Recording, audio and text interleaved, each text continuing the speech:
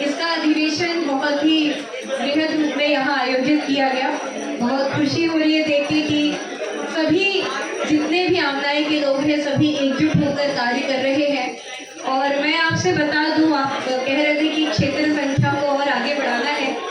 मैंने पहले भी कहा था और अभी भी कह रही हूँ कि मैं जैन मिलन की बिटिया हूँ और बचपन से जैन मिलन से बहुत कुछ मैंने सीखा है, समझा है। और शुरुआत अगर हम कहें तो हमारे बनारस में जैन मिलन से माता पिताजी दोनों जुड़े हुए थे, तो अक्सर हमारे घर में बहुत सारी मीटिंग होती थी, चर्चा होती थी आगे कैसे करना है, क्या करना है।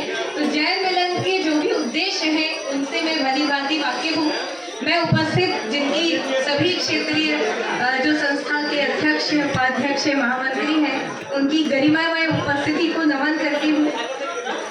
सर्वेश जी, प्रवीण कुमार जी, भरतेश जी, राजेश जी, प्रवीण जी और आज के अतुल्य समारोह गौरव और अकल्पनीय गरिमामय सानिध्य जिनका हमें प्राप्त हो रहा है, उन सभी का हृदय से अभिनंदन और वंदन करती हूँ।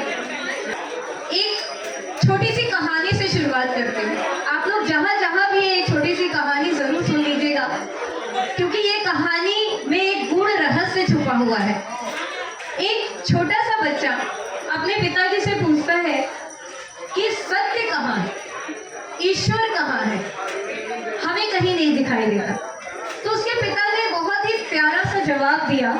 उसने कहा प्रयोग करते हैं। उसने कहा एक फल लेकर आओ, पिताजी ने कहा। तो बच्चा एक फल लेकर आया। उसने कहा, पिताजी ने कहा इसको तोड़ो। बच्चे ने तोड़ा तो बोले क्या दिखाई दे रहा है? उसने कहा बीज दिखाई दे रहा।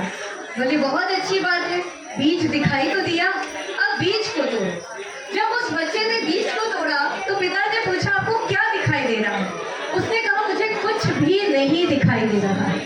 पिताजी ने कहा कि जहां तुम्हें कुछ भी नहीं दिखाई दे रहा है ना, वही विशाल विराट वृक्ष छुपा हुआ है, उसी में विशाल विराट वृक्ष छुपा हुआ है। तो ये बिल्कुल हमें मान के चलना चाहिए कि जब हम एक संगठित होकर कार्य करते हैं और जब हम कहीं अकेले कार्य करते हैं, जब हमें कोई समझ में नहीं आता कि हमें कोई लक्ष्य नहीं दिख रहा या हम किसी लक्ष्य से कहीं हम भटक तो नहीं रहे, जब आप अपना आत्मचिंतन करेंगे और शून्य पे चले जाएंगे, समझ लीजिए तभी आपको वो परम सत्य की प्राप्ति हो जाएगी जो भारतीय जैन मिलन का उद्देश्य है कि सबको संगठित करके चलना है, सबको एक साथ लेके चलना है, धर्म की प्रभावना करनी है, धर्म को पूरे विश्व तक फैलाना है, भगवान महावीर के संदेश को जन जन तक पहुंचाना है।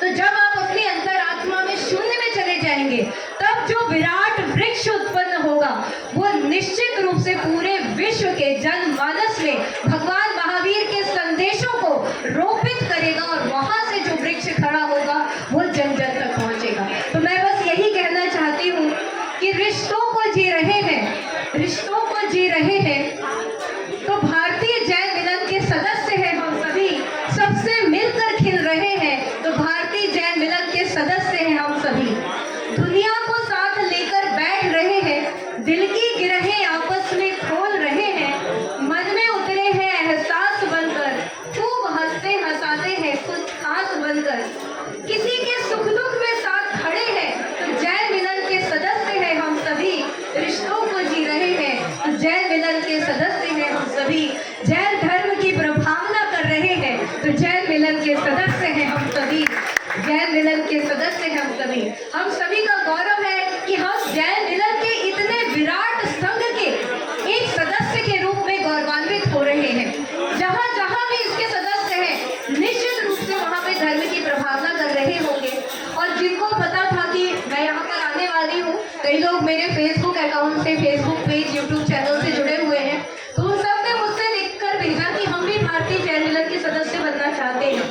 तो जैसा कि आपने आग्रह किया, निश्चित रूप से आपको ये बात जानकर खुशी होगी कि जिस तरह से उन्होंने कहा कि शाखा को आगे बढ़ाना है, मैं भी पूरा प्रयास करूंगी कि कम से कम नहीं तो जितने मेरे सोशल मीडिया अकाउंट से जुड़े हुए लोग हैं उन सबको मैं जैन मिलन से जोड़ सकूं।